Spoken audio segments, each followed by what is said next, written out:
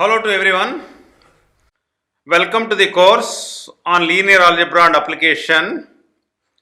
Today we are going to have 10th module, 48th lecture of this course. In this lecture, today we are going to learn some new concepts related to the Arnoldi's algorithm. Here we summarize some important relations which can be easily derived from the Arnold's method. Let us consider this vector Vm is V1, V2, V3, Vm. Vm plus 1 is V1, V2, V3, Vm plus 1. Here Hm is equal to M over M, Heisenberg matrix obtained by deleting M plus 1th row of matrix Hm. And Arnoldi factorization is the relation AVM is equal to V of M plus 1 Hm can be written as AVM minus Vm times of Hm will be equivalent to Hm plus 1 comma M, that is 0 0 0 Vm plus 1, and AVM is equal to Vm Hm plus 1 Vm, that is etc. ETM, or we can write it as AVM is equal to Vm Hm plus Fm into ETM, where Fm is equal to H of M plus 1 comma M Vm plus 1. The above factorization is called the Arnoldi factorization and can be represented as shown in the figure. Look at this. This is n over n, and this is n over m, and this is n over m, and this is m over m plus E transpose m n over m. QR factorization of the Arnoldi-Krylov matrix. The matrix Vm is such that Km is equal to Vm times of R of m,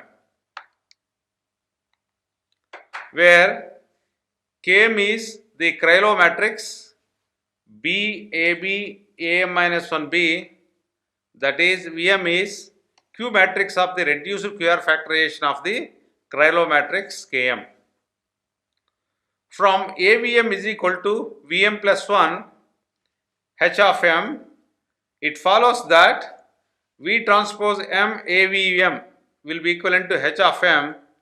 Finally, it can be established that each Vi, that is V of I, is equal to Pi minus 1 A times of Vi, where Pi minus 1 is a polynomial of degree I minus 1.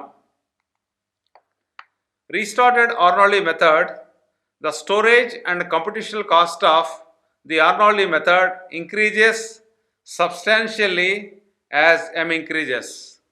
Note that for m steps of the process, approximately order of m square n plops and mn plus m square by 2 storage locations are required. To overcome this difficulty, the Arnoldi method is usually started with a different starting vector, keeping m as fixed, or by interchanging m dynamically by introducing a fixed variable m1, such that the accuracy of the method is checked after every m1 iterations of the Arnoldi method. Such variations of the Arnoldi method are usually called restarted Arnoldi methods and will be described in what follows is the context of applications of Arnoldi methods for solving linear systems. Solving Ax is equal to b using Arnoldi's method. The Arnoldi method described in the previous section can be conveniently used to solve the large and sparse linear system Ax is equal to b. We will describe two methods, a Galerkin method and a minimal residual method. The basic idea behind these methods is the same. Both are projection methods and work as follows. Guess an initial approximation x naught and compute the residual of r naught. That is, r naught is equal to b minus of ax naught. Find a correction factor Zm by solving m dimensional problem, that is m is less than n, such that a times of x naught plus Zm will be equivalent to axm plus ax naught plus Zm is equal to axm will be equivalent to b. Now how to determine the Zm? To determine Zm, then steps of Arnoldi method starting with V1, that is R naught upon norm of R naught, that is 2 norm, can be run to generate the matrices, that is H of m, V of m and H of m, and then Zm is sought in the form like this. Zm is equal to Vm times of Ym. For some Ym is equal to, for Ym belongs to R of m. The two methods differ in the way that the vector Zm is computed. Let the Arnoldi method be started with V1 is equal to R naught upon norm of R naught of 2, where R naught is equal to b minus ax0, that is R naught is equal to b minus ax0, and x naught is the initial solution. Then the following holds. In the Galerkin method, as we know very well, the residual vector Rm will be equivalent to b minus axm is required to be orthogonal to kernel of AR naught. This is equivalent to finding Ym by solving an m by m Heisenberg system. Specifically, the following m by m Heisenberg system is solved. That is, Hm into Ym is equal to norm of R naught, that is 2 norm multiplied with E1. In the generalized minimal residual, that is GMRES, it is required that Rm is minimized. This is equivalent to finding Ym by solving an m-dimensional least square problem. Specifically, Ym minimizes in the following way, that is G of y is equal to norm of E1, norm of R2 minus HMY norm of, that is 2 norm. And the Galerkin method is, in the Galerkin, also known as the Ridge method, it is required that the residual vector Rm is equal to b minus axm be orthogonal to k of AR naught. Since Rm is equal to b minus a times of x naught plus Zm, that is R naught minus a Vm Ym, and this condition will give you like this, that is V transpose of m times of R naught minus a Vm Ym will be equivalent to 0. That is, we can write it as V transpose m AVM Ym is equal to V transpose m R of 0. Noting that V1 is equal to R naught upon norm of R naught 2, we can simplify the right hand side as follows. That is V transpose of m R naught is equal to, that is V1 transpose V2 transpose like this. R naught is R naught transpose R naught, norm of R naught 2 norm. Like this, you have the vector will be equivalent to norm of R2, norm of R naught 2 norm, that rest are all zeros, which turns out to be norm of R naught, that is 2 norm multiplied with E1. Note that Vi transpose V1 is equal to 0, I is equal to 1 to n, thus the projected m by m system to be solved. So that is V transpose m AVM Ym is equal to V transpose m R naught, which will reduce us to this point, that is Hm Ym is equal to norm of R naught 2 norm, that is multiplied with E1, which is an m by m Heisenberg system with the above special right hand side vector. This projected problem is now solved to obtain Ym. Then the correction vector, that is Z of m, will be equivalent to V of m times of Y of m, is computed, and finally an improved solution vector xm is equal to xm, that is such that z0 is obtained. The method is also known as the full orthogonalization method.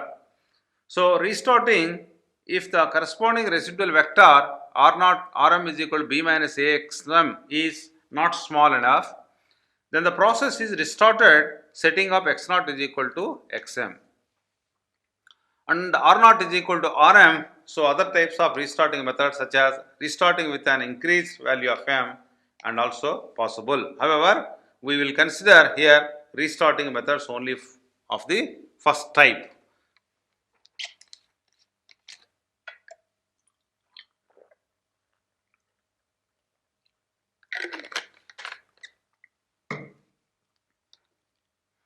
Now if you look at this computing the residuals, since the residual Rm at every iteration after the m steps of Arnoldi method needs to be computed and checked for smallness to see if the method needs to be restarted. It is desirable that this can be computed cheaply. That means the cost of computation is not so costly. It turns out that this indeed can be done with information available only at the end of m steps of the Arnoldi method, and in fact this can be computed even before the next updating as seen from the following step. The residual vector Rm and its norm are given by the following theorem, that is, let x0 be an initial approximation and r0 be the corresponding residual. If the starting vector in the Arnoldi method is taken as this value, that is v1 is equal to r0 upon norm of r0 2,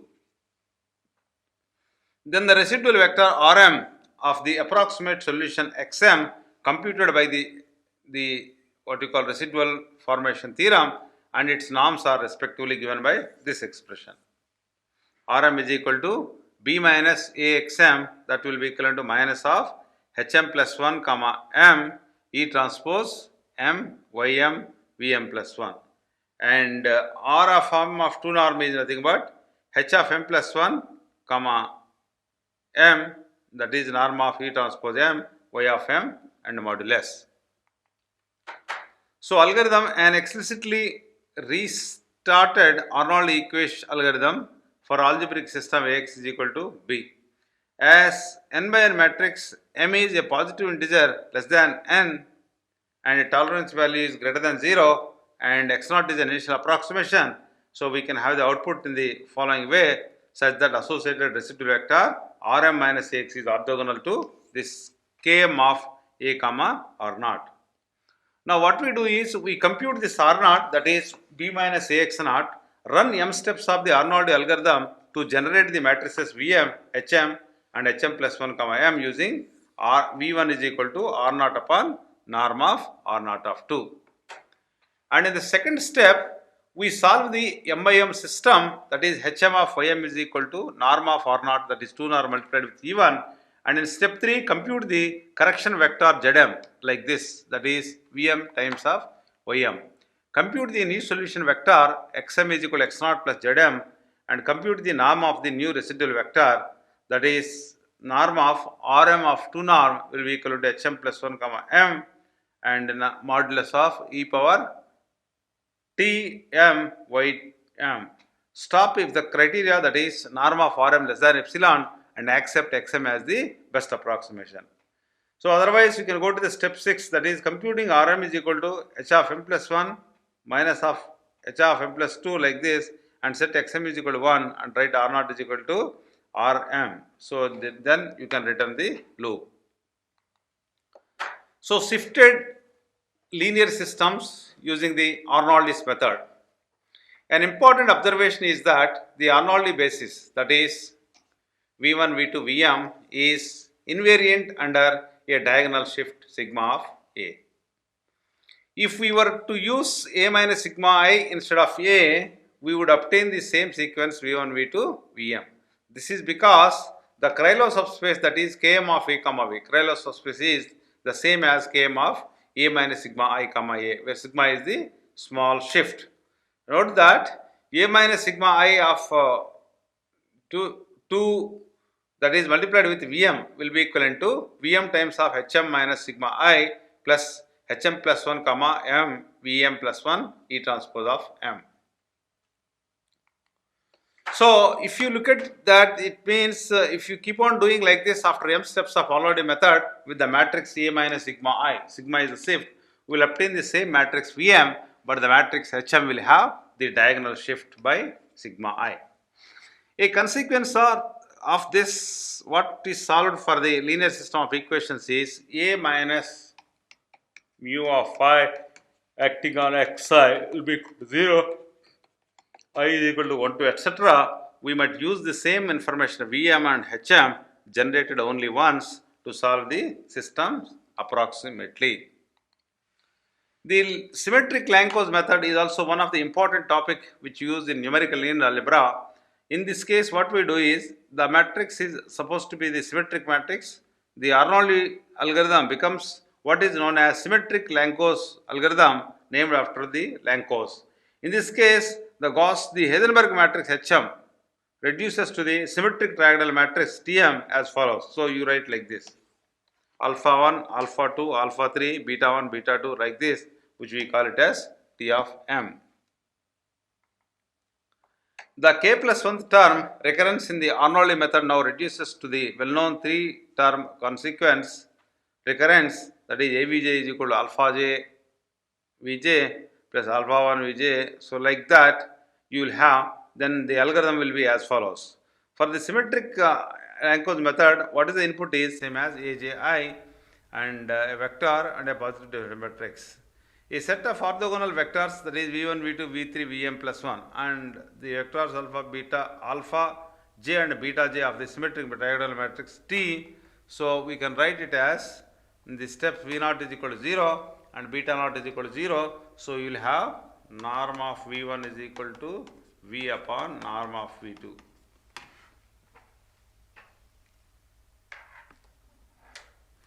So for j is equal to 1 to n, so you will have a Vj plus 1 is equal to Avj minus beta j, and this is the second step.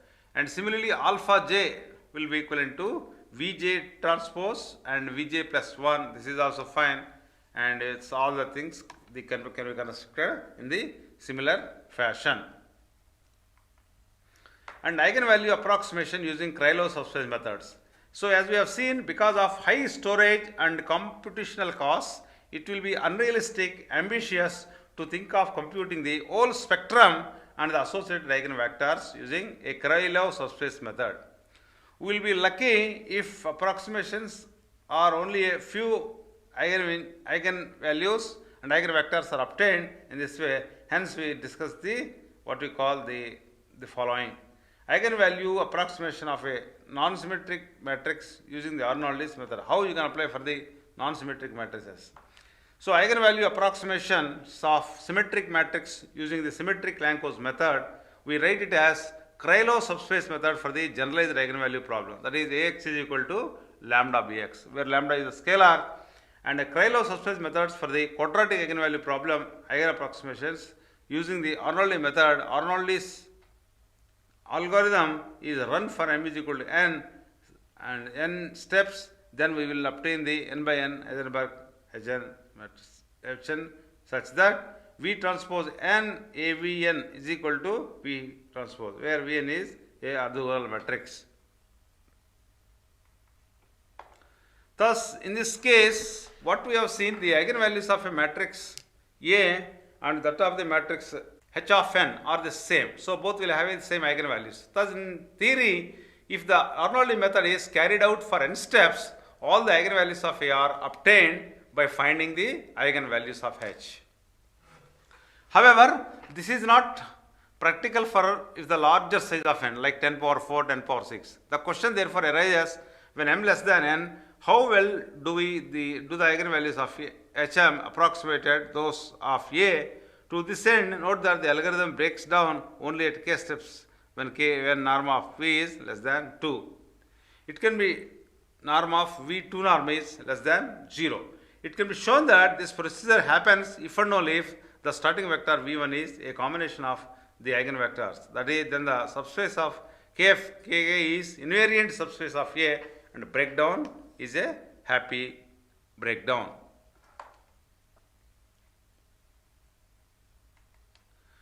So let us look at into some definitions. An eigenvalue lambda m of h of m is called a ridge value, and the vector ui of m is vm times of yi of m, where y of m is the eigenvectors associated with the eigenvalue is called ridge approximation. This pair lambda m j lambda m uj is called a ridge pair. A small number of ridge values typically constitute good approximations to the corresponding eigenvalue of lambda. However, in practice, it is desirable to compute one eigenvalue at a time.